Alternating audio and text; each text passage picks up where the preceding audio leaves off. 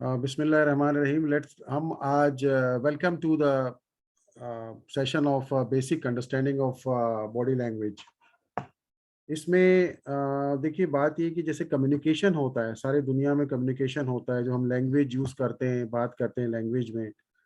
तो सारी लैंग्वेजेस में आपको पता है कि डिफरेंट वर्ड्स होते हैं और उसको एक तरतीब में रख के हम एक उसकी मीनिंग क्रिएट करते हैं। इसके अंदर एक सेंडर होता है जो कि सारा प्रेजेंटेशन कर रहा होता है, और एक जो है वो रिसीविंग एंड पे लोग होते हैं जो उसको सुन के और एनालाइज कर रहे होते हैं। इसी तरह से बॉडी लैंग्वेज भी एक साइंस है। इसके अंदर बेसिकली जो पॉइंट्स हैं वो यही इसी तरह से होते हैं कि एक सेंडर है और एक कम्युनिकेशन का बंदा है।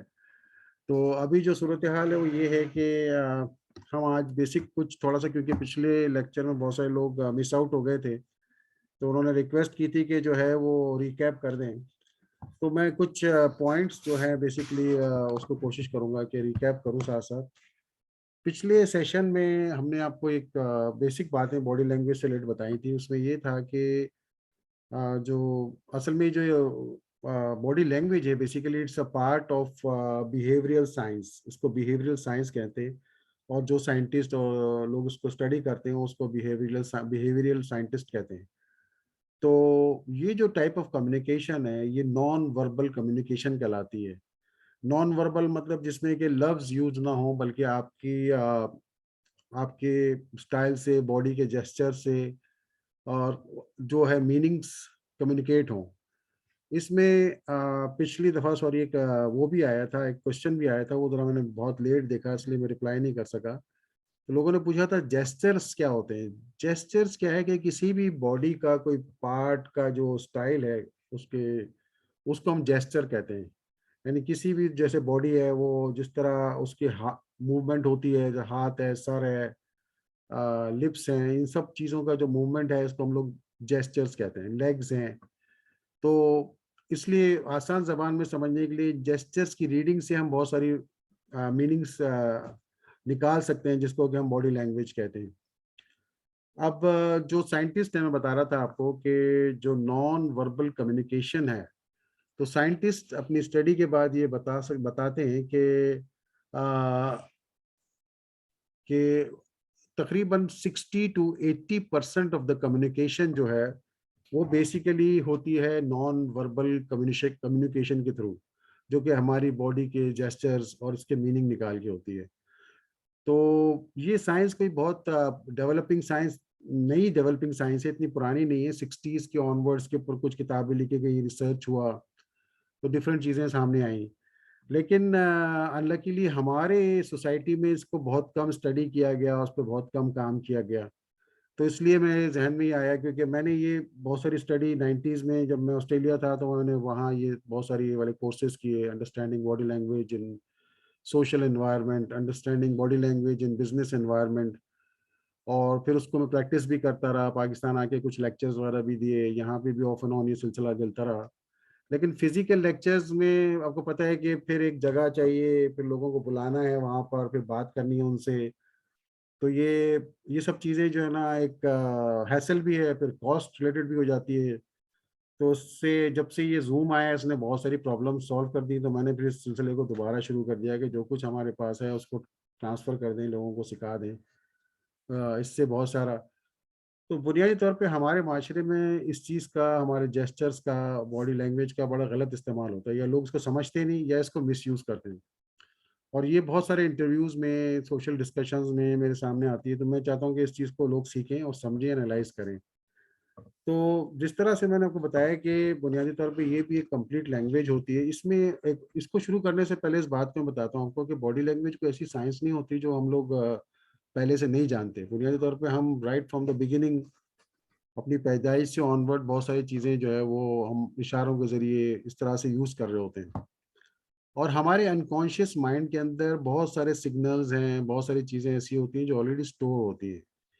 अभी एक चीज़ आई अनकॉन्शियस माइंड, तो मैं इसके बारे में भी थोड़ा सा एक्सप्लेन करूँ आपको कि जो ब्रेन होता है, बुनियादी तौर पर ह्यूमन ब्रेन होता है, ये बेसिकली दो पार्ट्स होते हैं। अहमद ज़रा माइक म्यूट कर दें अपना प्लीज़। ओके। तो जो बुनियादी तौर पे होता है कि एक नॉर्मल ब्रेन के दो पार्ट्स होते हैं। सबसे पहले तो ब्रेन को समझ लें कि ब्रेन जो है ना, मोस्ट एडवांस्ड इक्विपमेंट जो अभी तक कंप्यूटर्स हैं वो इस हद तक नहीं पहुंचे। एक ब्रेन के अंदर 100 billion bits of information at A time process करने की सलाहियत है जो ह्यूमन ब्रेन में। जो इस वक्त दुनिया में मोस्ट एडवांस कंप्यूटर्स हैं वो वहां तक अभी नहीं पहुंचे। इसी तरह से जो साइंटिस्ट हैं जो देखते हैं कि भाई मेजर करते हैं, तो कहते हैं एक आम आदमी जो चलता फिरता है दुनिया में रहता है, एक दिन के अंदर रोजाना 75 गीगाबिट ऑफ इंफॉर्मेशन जो है वो उसकी ब्रेन में एज अ डेटा आती है। तो ब्रेन जो है कि बहुत एडवांस सिस्टम है, इसके पास बहुत सारी चीज़ें होती हैं एनालाइज करने के। अल्लाह ताला ने हमें बड़ी ज़बरदस्त चीज़ दी है जिसको हम लोग वैसे इसकी फुल कैपेसिटी पे इस्तेमाल नहीं करते। सेकेंडली जो ब्रेन है ना, ब्रेन के अंदर दो पार्ट्स हैं। एक नॉर्मली एक होता है कॉन्शियस माइंड जो ऑब्जर्व करता है, एनालाइज करता है, थिंकिंग का पार्ट इसमें इन्वॉल्व होता है। एक पार्ट होता है ब्रेन का जो कहलाता है अनकॉन्शियस माइंड। अनकॉन्शियस माइंड वो होता है जो ब्रेन का डेटा स्टोरेज होता है, जो भी ऑब्जर्वेशंस हम करते हैं उनके रिजल्ट्स हैं, जो कुछ भी हमारे एनालिसिस है उनके रिजल्ट्स उसके अंदर स्टोर होते रहते हैं। तो जब भी हमारे अपने ब्रेन को कोई इन्फॉर्मेशन चाहिए होती है तो वो उसी अनकॉन्शियस माइंड से जो है ना वो इन्फॉर्मेशन निकालने की कोशिश करता है, क्योंकि वही उसका सोर्स ऑफ इन्फॉर्मेशन होता है। तो इसी तरह बहुत सारी बॉडी लैंग्वेजेस, बहुत सारे पोस्चर्स, जेस्चर्स, उनके मीनिंग्स किसी न किसी फॉर्मेट में हमारे अनकॉन्शियस माइंड में ऑलरेडी होते हैं, जो हमें उसका अंदाजा होता है अपने तौर पे। सेकेंडली अब मैं आ जाता हूँ अपने एक्चुअल टॉपिक की तरफ कि नॉन वर्बल कम्युनिकेशन। मैंने जैसे बताया है कि 60 to 80% ऑफ द कम्युनिकेशन जो है वो साइंटिस्ट कहते हैं कि नॉन वर्बल होती है। अब आप देखिए जो वर्बल कम्युनिकेशन है हमारी, उस वर्बल कम्युनिकेशन में क्या होता है कि हम लैंग्वेज सीखते हैं, वर्ड्स अल्फाज का ज़ख़ीरा चाहिए हमें, फिर अल्फाज को किस तरह तरतीब दे के एक बेहतरीन अंदाज में माने निकालने हैं, ये चीज़ें भी सामने आती हैं। तो इन सब चीज़ों को देखते हुए आप देखिए कि कितनी सारी हम उसके लिए एफर्ट करते हैं, जो कि ओनली 20 to 30% हम यूज़ करते हैं। जो नॉन वर्बल कम्युनिकेशन है उसके बारे में हमारी बहुत कम जानकारी होती है। तो इस सिलसिले में यही बात बतानी है कि इसको लर्न करना चाहिए, इसको सीखना चाहिए। सेकेंडली इसका इम्पैक्ट क्या होता है? तो इम्पैक्ट इसका इस तरह से होता है कि जो नॉन वर्बल कम्युनिकेशन है, जो साइंटिस्ट हैं उनका ये मानना है कि 5 टाइम्स मोर इफेक्टिव होती है देन द वर्बल कम्युनिकेशन। यानी अगर आपका कोई नॉन वर्बल कम्युनिकेशन के जरिए, अपनी बॉडी के जरिए, जेस्टर्स के जरिए जो आप इंप्रेशन लोगों में डालते हैं, it has 5 times more impact than the normal words conduct for you.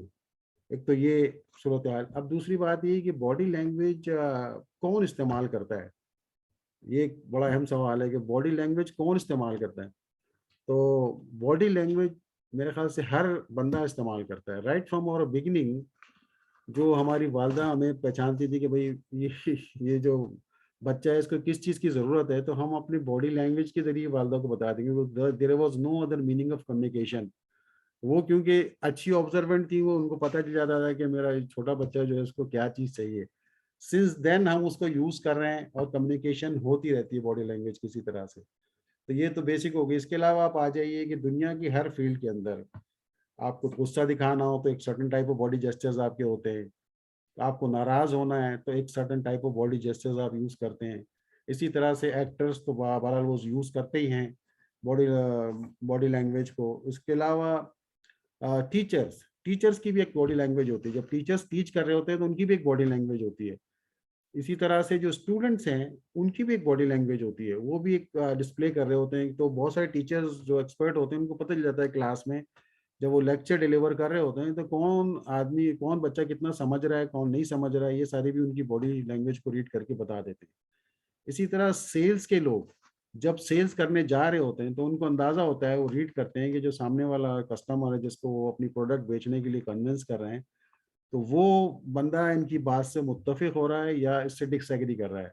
ये सारी चीज़ें जो है वो आ, जगह पे बॉडी लैंग्वेज यूज होती है। इसके अलावा आप आ जाइए, इसके अलावा पॉलिटिशियंस, बड़े बड़े पॉलिटिशियंस जो हैं वो बॉडी लैंग्वेज यूज करते हैं और वो बाकायदा ट्रेनिंग लेते हैं बॉडी लैंग्वेज की। मुख्तलिफ उनके टीचर्स होते हैं जो टीच करते हैं उनको कि भाई आपने जब जाना है तो किस तरह रोस्टम पे खड़े होना है, किस तरह से आपने हाथों के मूवमेंट करने हैं, किसी तरह पैरों के मूवमेंट करने हैं, ताकि लोगों को आपकी बात के ऊपर बिलीफ आ जाए।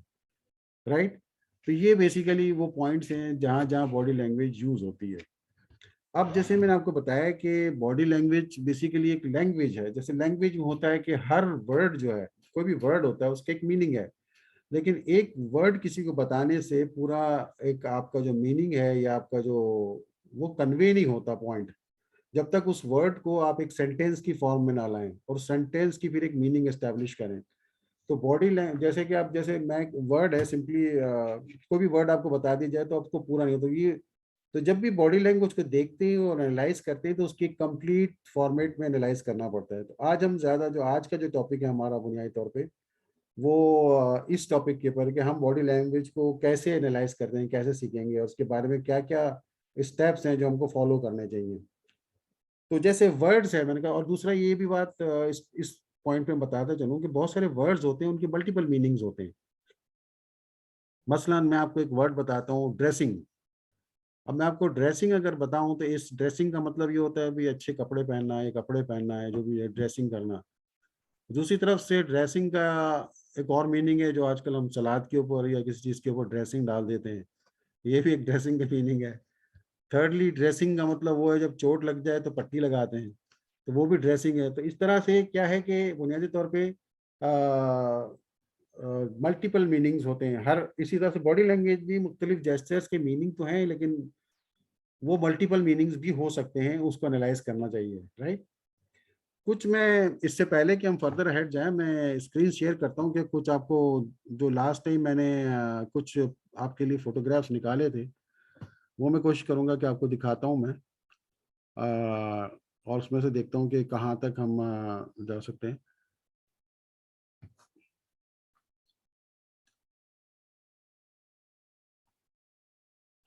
सबसे पहले मैंने लास्ट लेक्चर में एक पिक्चर शेयर की थी। इस पिक्चर को ज़रा हम बड़ा करें तो अंदाज़ा होता है कि देखिए जो सारे लोग खड़े हुए हैं इन सब के फेसेस स्माइलिंग है, राइट। इन सब के फेसेस स्माइलिंग फेसेस हैं बुनियादी तौर पे। लेकिन आप ये देखिए कि उनके जो खड़े होने का अंदाज है इससे डिफरेंट टाइप्स ऑफ फीलिंग्स जो है कन्वे हो रही हैं, राइट। इस बात को अभी हम बहुत ज़्यादा डेप्थ में नहीं जाते, लेकिन सिर्फ क्योंकि ये एक मैंने दिखाने के लिए एक चीज़ सिर्फ शेयर की है ताकि आप अंदाज़ा लगाएं कि सिर्फ smiling face is not enough, यानी दूसरी बॉडी लैंग्वेज भी स्टडी होती है, साथ साथ लोग देख रहे होते हैं इस चीज़ को। Okay, let's move to the other picture. इसके अलावा मैंने एक ये वाली पिक्चर भी लास्ट टाइम शेयर की थी, ये भी मैं दिखाना चाहता हूँ। अब ये देखिए, ये बेसिकली एक क्रॉस आर्म जेस्चर है। देखिए क्रॉस आर्म जेस्चर है एक तरह का। इस क्रॉस आर्म जेस्चर के डिफरेंट टाइप ऑफ शेप्स हैं। क्रॉस आर्म जेस्चर बुनियादी तौर पर एक नेगेटिव जेस्चर तस्वुर किया जाता है। इसमें बंदा डिफेंसिव होता है या इस तरह के हाथ रखने वाला अगर खुद कुछ बोल रहा है तो बुनियादी तौर पे इसका मतलब ये है कि he is not telling you the truth. और इसी तरह से अगर वो सुन रहा है बात आपकी, वो जो है इस वक्त ऑडियंस है आपकी, तो वो जब इस तरह के जेस्चर्स लोग बनाएंगे तो आपको अंदाजा हो जाना चाहिए कि ये बंदा आपके पॉइंट ऑफ व्यू से कन्विंस नहीं है, ठीक है ना। लेकिन इसकी डिफरेंट एस्पेक्ट्स पे हम दोबारा और बात करेंगे। फिल वक्त में आपको सिर्फ दिखाने के लिए कुछ चीज़ें हैं, just so as you can understand. इसके अलावा देखिए ये भी एक पिक्चर है जो मैं आप चाह रहा था शेयर करूँ आपसे। देखिए ये भी एक form of cross arm gesture है, कि इसमें भी क्रॉस आर्म जेस्चर ही है, लेकिन एक हिडन फॉर्मेट में। जैसे मैंने आपको बताया ना कि कभी कभी मुख्तलिफ अंदाज से वो चीज़ें सामने आती हैं जो कि वो उसकी इनर फीलिंग को जाहिर करती हैं, ठीक है। अच्छा, अब इससे पहले कि हम फर्दर आगे जाएं, मैं और एक और भी मैं जेस्चर आपको दिखाना चाहता हूँ। ये बेसिकली एक जेस्चर है, ये देखिए, ये ओपन पाम जेस्चर्स कहलाता है। तो मोस्टली ये जो ओपन पाम जेस्चर्स हैं जो इस तरह करके बात की जाती है, तो ये जेस्चर जो है ना बुनियादी तौर पर एक पॉजिटिव जेस्चर तस्वुर किया जाता है। इस वक्त ये जब इस तरह का जेस्चर सामने हो तो मोस्टली ये अजम्पशन होता है कि भाई जो बंदा है वो सच बोल रहा है, जो कुछ वो बात कह रहा है वो ट्रू अपनी फीलिंग्स को रिप्रेजेंट कर रहा है, राइट। और लेकिन और यही मैं बताया, मैंने एक दो उसी बात को कन्वे किया था कि ओपन आर्म जो ओपन पाम जेस्चर्स हैं वो सब यूज करते हैं। जैसे बॉडी लैंग्वेज मैंने आपको बताया कि सब लोग यूज करते हैं बॉडी लैंग्वेज जिसमें, तो ये भी एक जेस्चर है। देखिए ये इसमें भी ओपन पाम जेस्चर्स हैं। वो ये वाला जो ओपन पाम जेस्चर्स होते हैं ये बुनियादी तौर पे उस वक्त यूज किए जाते हैं जब आपको लोगों को ये इन्फ्लुएंस करना होता है कि जो बात आप कह रहे हैं वो ट्रू है और आप अपने ट्रू एहसास से कह रहे हैं। अच्छा, इसको अभी हम थोड़ी देर के लिए रोकते हैं और फिर फर्दर इसकी तरफ चलते हैं। देखिए होता क्या है कि जो जेस्चर्स हैं, जो आपके बॉडी के जेस्चर्स होते हैं, बुनियादी तौर पर ये आपके इमोशन से डायरेक्टली कनेक्टेड होते हैं, आपके इमोशन से डायरेक्टली कनेक्टेड होते हैं। तो वैसे हो सकता है कि जो आप लैंग्वेज यूज कर रहे हैं उस लैंग्वेज में आपने बहुत ज्यादा कमाल हासिल किया हुआ हो, आप लफ्जों के जरिए और लफ्जों की साख्त और बनावट के जरिए बहुत सारी फीलिंग्स को अपनी जो है ना छुपा सकते हैं, हाइड कर सकते हैं। लेकिन अल्टीमेटली जो आपका इमोशंस हैं, जो आपके ट्रू इमोशंस हैं, जो जो प्रोड्यूस होते हैं, वो बुनियादी तौर पर आपके जेस्चर से रिप्रेजेंट होते हैं। तो ये बहरहाल एक इम्पॉर्टेंट बात होती थी, इसलिए बॉडी लैंग्वेज बड़ी इंपॉर्टेंट होती है। बाज़ औक़ात ये होता है कि वर्ड्स जो होते हैं ना उसमें मैसेज जो होता है वो 100% क्लियर नहीं होता, लेकिन जो बॉडी लैंग्वेज होती है जब उसके साथ जब बॉडी लैंग्वेज जब के साथ मिलाकर उनको स्टडी किया जाए तो वो चीज़ें जो है बुनियादी तौर पर ज़्यादा इफेक्टिव होती है और ज़्यादा उसका वो होता है, असर भी होता है।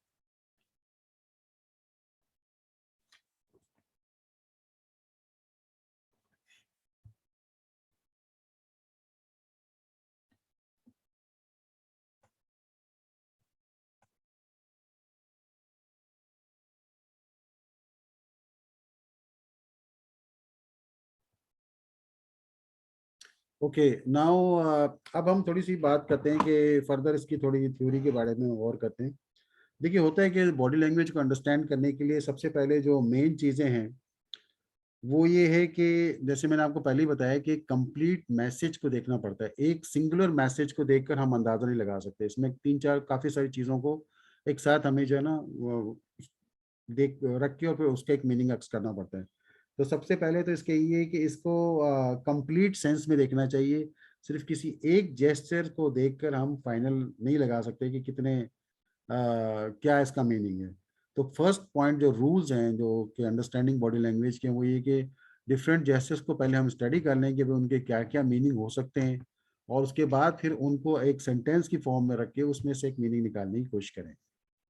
सेकेंडली क्या होता है कि जिस एनवायरनमेंट में आप बैठे हुए हैं, फॉर एग्जांपल उस एनवायरनमेंट को भी कंसिडर करना पड़ता है। जब बॉडी लैंग्वेज को आप स्टडी कर रहे हैं तो एनवायरनमेंट को भी स्टडी करना पड़ता है।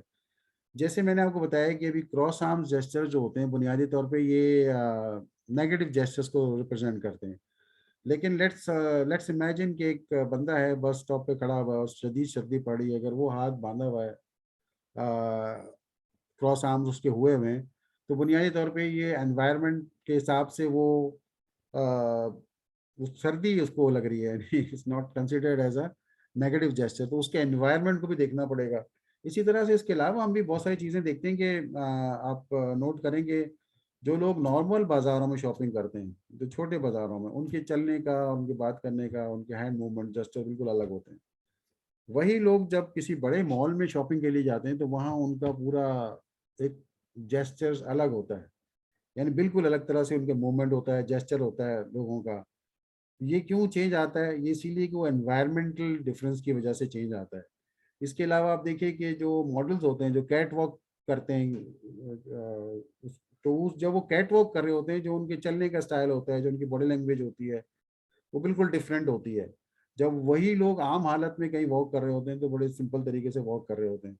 तो ये भी एक एग्जाम्पल है कि एनवायरनमेंट के हिसाब से उनकी जो लोगों की हरकत और सकनात जो है वो चेंज हो जाती हैं।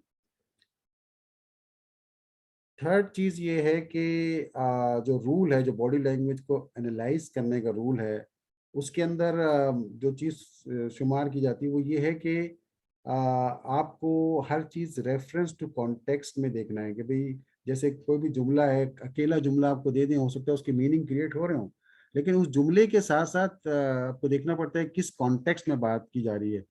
और इस चीज़ के द्वारा हम लोग स्कूल में प्रैक्टिस भी करते हैं कॉन्टेक्स्ट। तो इसी तरह बॉडी लैंग्वेज को भी कॉन्टेक्स्ट में देखना पड़ता है कि किस कॉन्टेक्स्ट में बात हो रही है, आप कहाँ बैठे हैं, किस सोशल एनवायरनमेंट में आप डील कर रहे हैं। तो उसका एक रेफरेंस टू कॉन्टेक्स्ट होता है कि जिस तरह से आम किसी भी आप लैंग्वेज में या उस किसी इबारत में रेफरेंस टू कॉन्टेक्स्ट होता है, तो इसको उसी हिसाब से उसी कॉन्टेक्स्ट में देखना चाहिए। ये 3 जो है ना मोटे मोटे उसूल हैं जिसकी बात हो रही है। अब मैं आपको एक बात बता रहा था सिंपल सी, के जैसे बाज़ वक़्त क्या होता है कि हम लोग वर्ड्स में छुपा लेते हैं अपनी बहुत सारी चीज़ें जो हम जो है ना नहीं चाहते बताना। तो क्योंकि बॉडी लैंग्वेज जो है वो आपके इमोशंस से डायरेक्टली कनेक्टेड होती है, तो बाज़ वक़्त आप चाहते हुए भी बॉडी लैंग्वेज से वो चीज़ नहीं छुपा सकते अपनी इमोशंस को। तो मैं यहाँ पर एक छोटा-सा एक मैं पढ़ रहा था तो एक वो मेरे ज़हन में आ गया कि वाक़या आपको सुनाता हूँ। एक बहुत बड़ा साइंटिस्ट है साइकोलॉजी का, उसका नाम है सेगमेंट फ्रॉइड। सेगमेंट फ्रॉइड जो था उसका बहुत सारी जो थ्योरीज़ वगैरह हैं उसने मतलब इंट्रोड्यूस की साइकोलॉजी में, इससे पहले इसका कोई कॉन्सेप्ट नहीं था। तो क्योंकि एक अंडर डिस्कशन ये बात चल रही है तो मैं इसको बता दूँ, उसने जो मुझे उसकी वो वाली बात बहुत अच्छी लगती है कि इट इज़ एक थ्योरी ऑफ परसेप्शन उसने इंट्रोड्यूस कराई, theory of perception.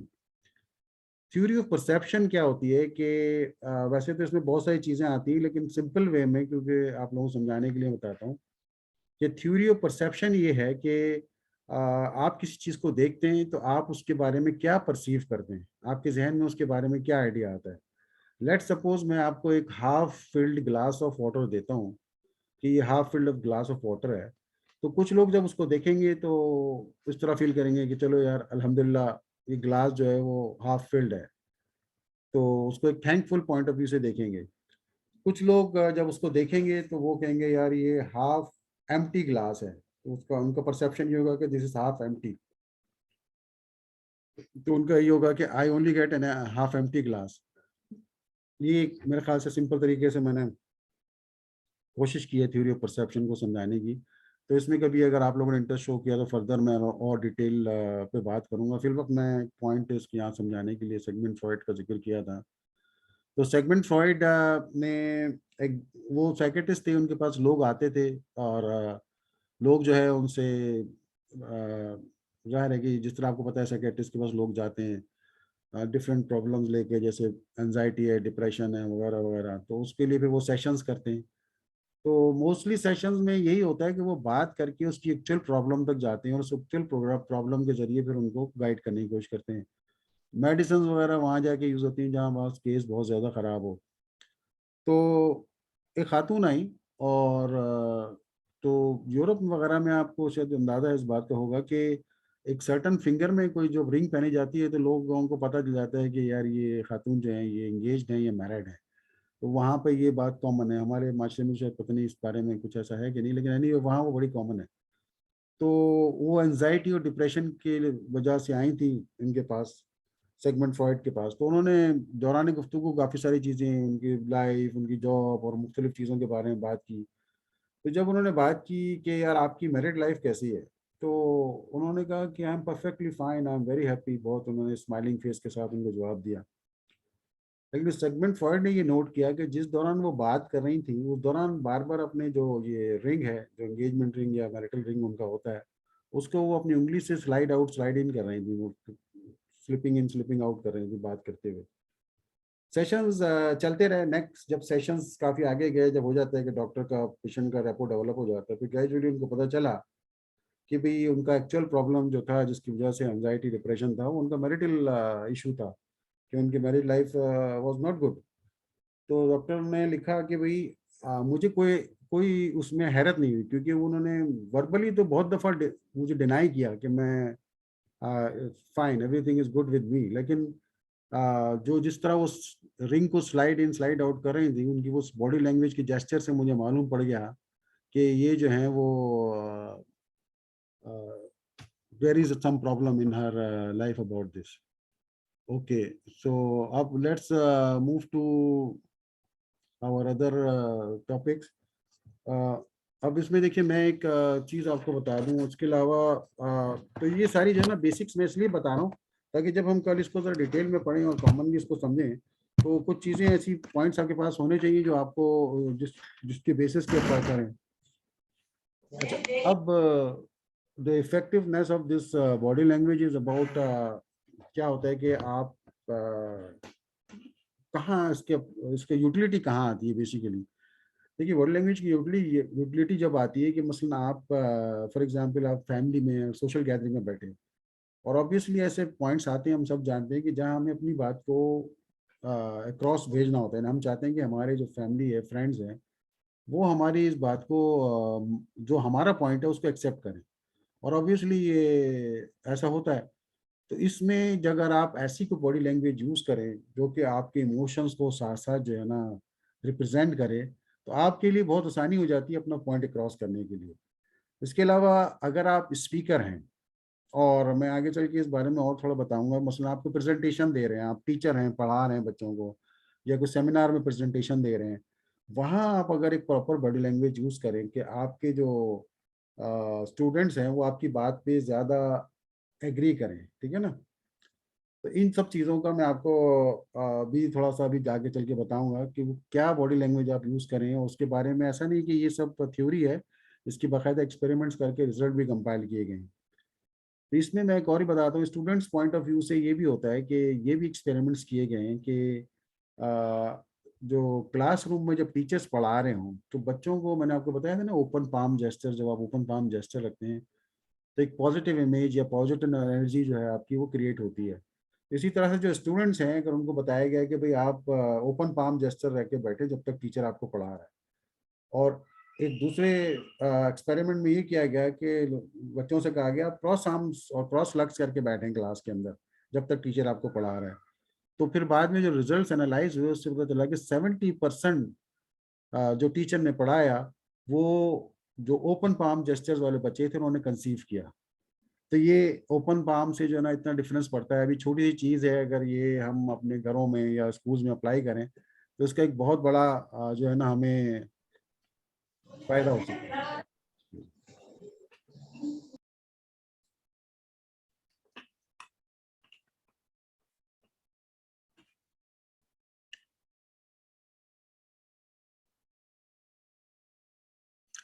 Okay, now हम चलते हैं थोड़ा सा आगे और अच्छा देखिए, अब इसके बाद मैं आपको कुछ चीज़ें जो है ना आज के सेशन के लिए मैंने कुछ चीज़ें निकाल के रखी थी जो मैं चाहता था कि आपको दिखाऊं। फॉर एग्जांपल, तो उसमें एक दो जो इम्पोर्टेंट चीज़ें हैं वो मैं आपको दिखाता हूँ इंशाल्लाह, ताकि आप लोग साथ साथ जो है ना एनालाइज करते जाएं कि ये क्या हो रहा है, ठीक है ना। देखिए, एक ये जेस्चर है, ये मेरे ख्याल से हम में से सब इस जेस्चर को बड़ी अच्छी तरह संभाल पहचानते हैं कि ये जेस्चर, क्योंकि हम खुद भी यूज़ करते रहे हैं, अपने बच्चों के पास देखते भी रहते हैं। तो ये बड़ा ही कॉमन जेस्चर होता है। यूजुअली किसी से पूछेंगे तो हर बंदा ये बता सकता है कि ये जेस्चर जो है ना, चलिए आप लोगों को मैं बोलता हूँ, कोई जो भी है अगर कमेंट बॉक्स में लिखना चाहे कि इस जेस्चर को देख के आप लोगों के जहन में क्या आता है, तो कुछ मुझे इसका वो दें। कोई आप में से बता सकता है? चैट बॉक्स में प्लीज राइट करें मैसेज, तो देखता हूँ कितने लोग इंटरेक्टिव हैं इस वक्त।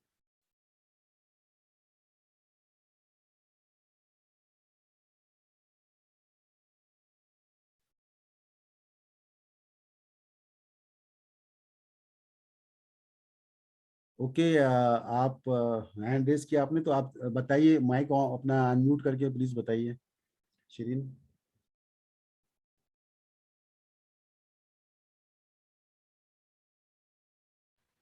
हैरान हैरान होना या खौफजदा होना।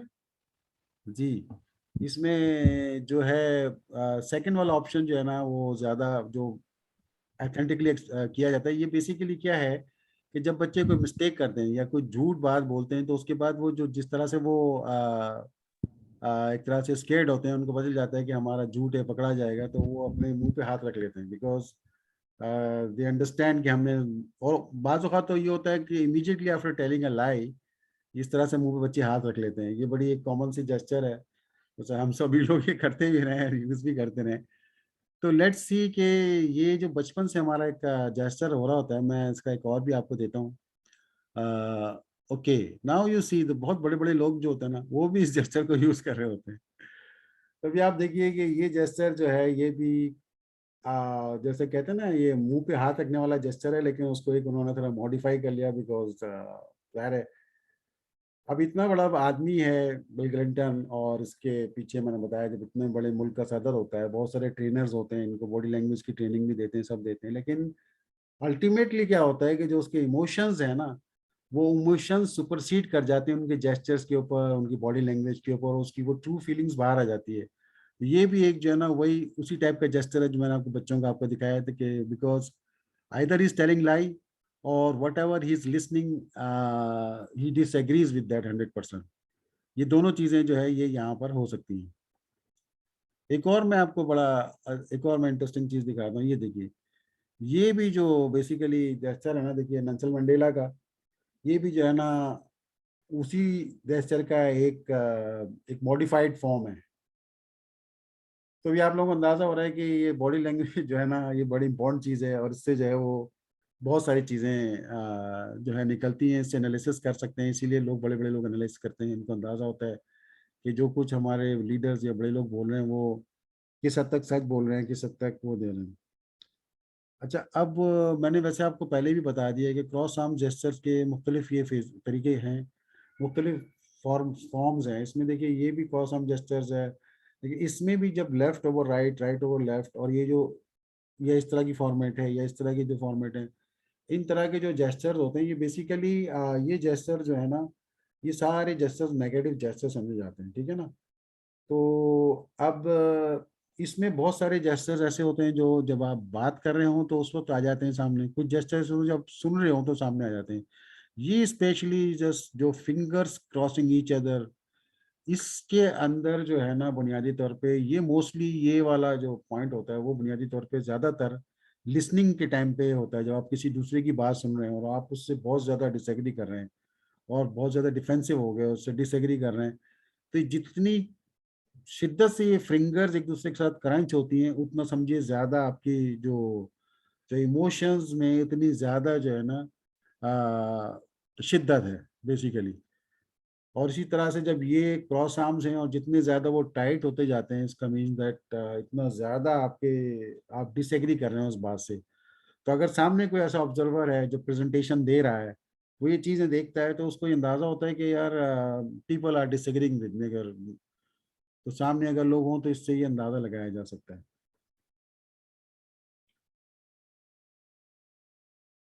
अच्छा, अब इसके बाद मैं आपको कुछ जेस्चर्स बताता हूँ कि मैंने आपको बताया था कि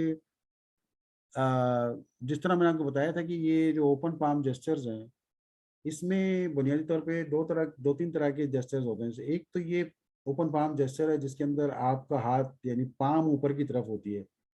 ये जो जेस्चर होता है जब आपका पाम ऊपर की तरफ होती है तो मोस्टली उस सूरत में क्या होता है कि आप की जो बात है वो आपकी जो है इमोशंस को रिप्रेजेंट करती है कि आपके इमोशन कितने ट्रू हैं, ऑनेस्ट हैं। और ये वाला जेस्चर जब प्रेजेंटेशन में लोग यूज कर रहे होते हैं, जो स्पीकर्स हैं, टीचर्स हैं, प्रेजेंटर्स हैं, जब यूज कर रहे होते हैं और वो पाम को ऊपर रखते हैं, तो इसका मतलब ये होता है कि वो उस वक्त जो है ना अपनी बात कन्वे कर रहे हैं ऑनेस्टली। और दूसरा वो एक रिस्पेक्ट दे रहे हैं, ऑडियंस को अपनी रिस्पेक्ट दे रहे हैं। मसलन अगर आप अपने बॉस से बात कर रहे हैं और आप प्रेजेंटेशन जो ले रहे हैं वो आपका बॉस है, आपसे बड़ा है, तो भी इस तरह से पाम अप जेस्चर आता है सामने। एक दूसरा जेस्चर होता है ये इस तरह का।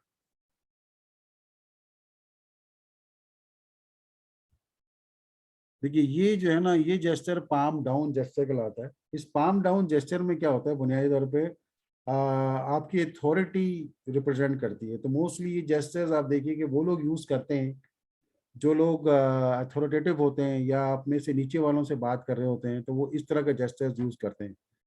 तो ये जो जेस्चर है ये बेसिकली पाम डाउन जेस्चर कहलाता है। इसका मतलब ये होता है कि आप अथॉरिटेटिव बंदे हैं और आप अपना पॉइंट जो है ना वो इन्फोर्स करना चाह रहे हैं आपके ऊपर, जो भी उनका पॉइंट है वो इन्फोर्स करना चाह रहे हैं, राइट हो। इसमें एक और भी जेस्चर है, मैं चाहूंगा कि वो भी आप लोग देखें।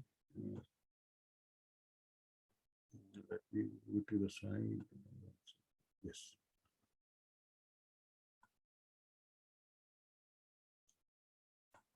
Okay. देखिए ये जो जेस्चर है ये पॉइंटिंग फिंगर जेस्चर। अच्छा, हमारे माशरे में तो ये चीज़ मेरे ख्याल से कोई भी इसको नोटिस नहीं करता, लेकिन बाहर यूरोप कंट्रीज वगैरह में इस पॉइंटिंग जेस्चर को इंसल्टिंग फील किया जाता है। मोस्ट अक्सर और बेशतर लोग इस बात के ऊपर लड़ पड़ते हैं कि आपने मेरे पे फिंगर क्यों पॉइंट की। अब कुछ जगहों पे ऐसा होने लगा है कि पॉइंटिंग जेस्चर जो है, पॉइंटिंग फिंगर जेस्चर जो है, बुनियादी तौर पर ये इंसल्टिंग जेस्चर समझा जाता है। तो किसी भी प्रेजेंटेशन में इसको अगर यूज़ करे कोई तो इसको बहुत ज़्यादा, यानी अभी देखिए एक सिंपल सा हैंड जेस्चर है, इसमें कोई ऐसी खास बात नहीं है, लेकिन इम्पैक्ट जो है नेगेटिव क्रिएट होता है। अभी मैंने आपको 3 जेस्चर्स बताए, देखिए 3 जेस्चर्स मैंने आपको बारी बारी बताया। एक मैंने पाम अप जेस्चर बताया, आपको एक पाम डाउन जेस्चर बताया, और एक पॉइंटिंग पॉइंटिंग फिंगर जेस्चर बताया, ठीक है ना। तो मैंने आपको बताया कि पाम डाउन जो जेस्चर है बुनियादी तौर पर वो अथॉरिटेटिव जेस्चर है, उसमें दूसरों के ऊपर अपनी अथॉरिटी को इम्पोज करने का, जैसे आप ही देखिए एडोल्फ हिटलर, आपको पता है इसका, इन लोगों का सल्यूट करने का तरीका ये होता था, तो इस तरह से ये सल्यूट करते थे, राइट।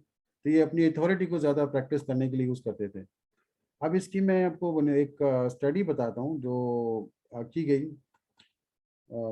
ये देखिए, ये हुआ है कि इन्होंने एक प्रेजेंटेशन की, सेम प्रेजेंटेशन थी, जो प्रेजेंटर्स थे, जो टीचर थे, जो दे रहे थे प्रेजेंटेशन, उनसे कहा गया कि आपने सारी प्रेजेंटेशन के दौरान अपना पाम आप ऊपर रखना है आपने।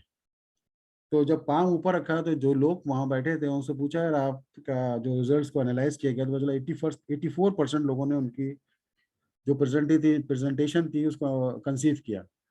जो पाम डाउन जेस्चर था उसको जब लोगों को दिखाया गया तो 52% ने उसको कंसीव किया, क्योंकि ये मैंने बताया ना कि वो अथॉरिटेटिव जेस्चर है, तो कुछ लोग अथॉरिटी को एक्सेप्ट करते हैं, कुछ लोग अथॉरिटी को एक्सेप्ट नहीं करते हैं। तो वो एक उसका एक जो लोग एक्सेप्ट नहीं करते ऑब्वियसली वो फिर वो डिफेंसिव मोड में चले जाते हैं। तो इसका रिजल्ट 52% आया।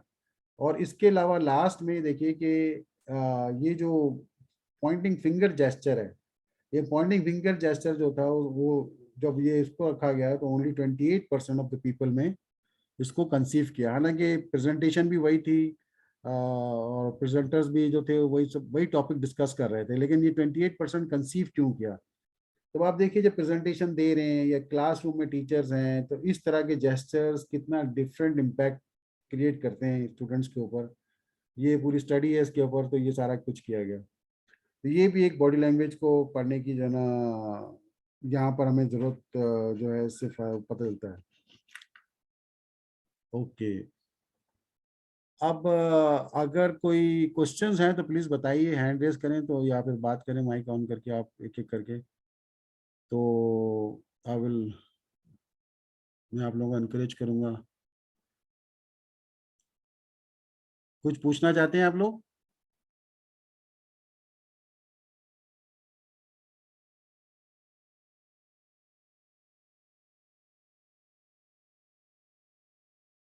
Okay, now let's move to some very interesting gestures जो कि आए दिन, ये मैं आपको सिर्फ ये आज एंड ऑफ द प्रेजेंटेशन की तरफ ले जाके दिखा रहा हूँ, ताकि आप लोगों को एक फूड फॉर थॉट दे के जाता हूँ कि आप लोग देखिए कि इस प्रेजेंटेशन से क्या चीज़ या इस बॉडी लैंग्वेज से आप लोगों के जहन में क्या आइडिया आता है।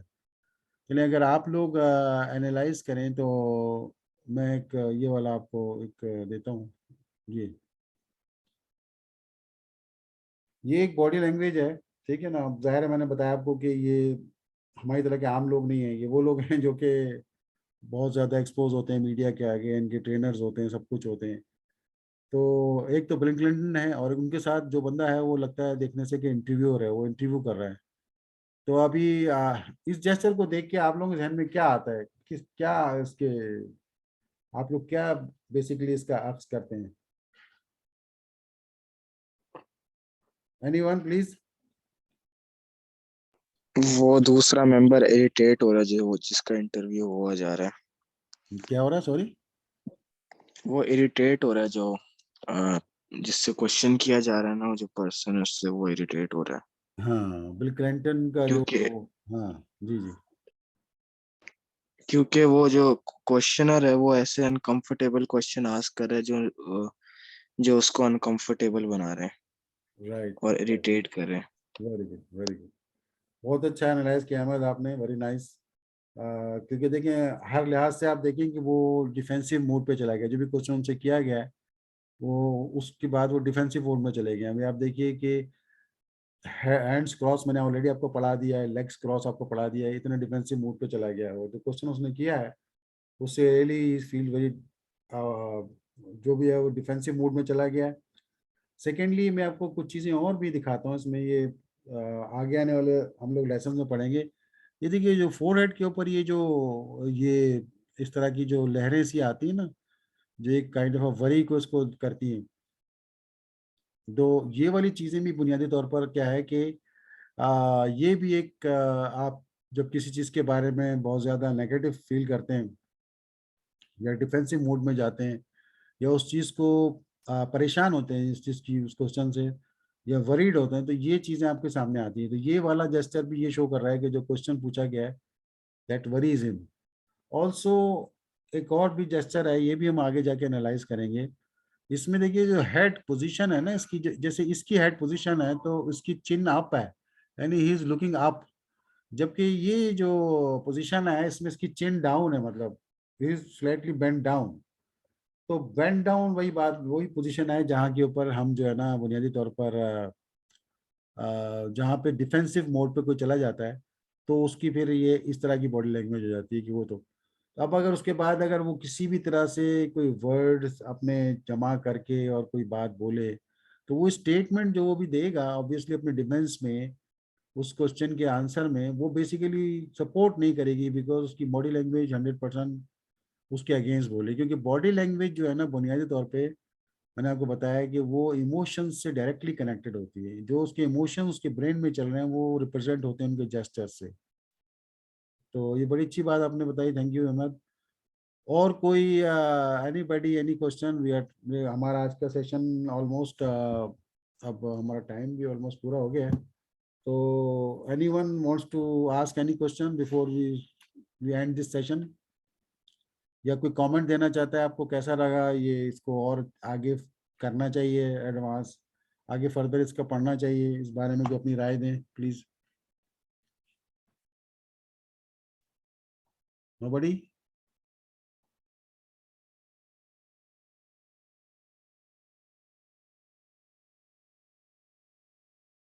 एनीवन?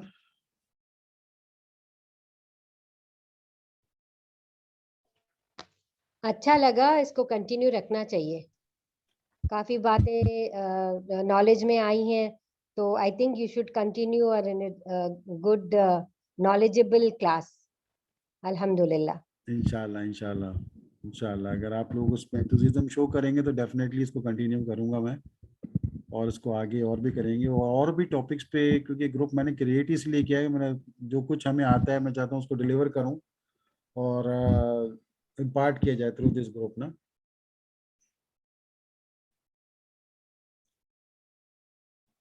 Anyone else?